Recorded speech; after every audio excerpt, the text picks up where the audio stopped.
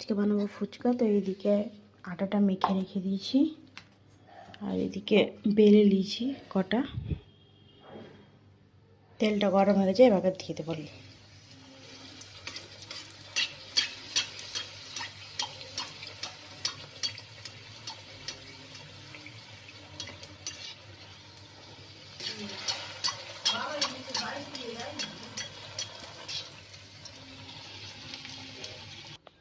তো ফুচকা রেডি।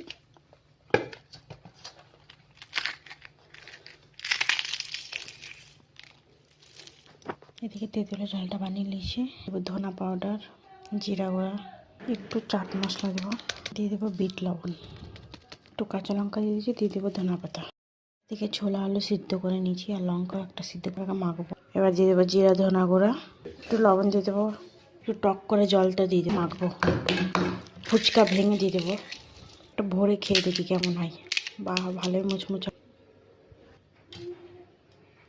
কেমন লেগেছে আমার ফুচকাটা অবশ্যই কমেন্টে জানাবেন। বাই।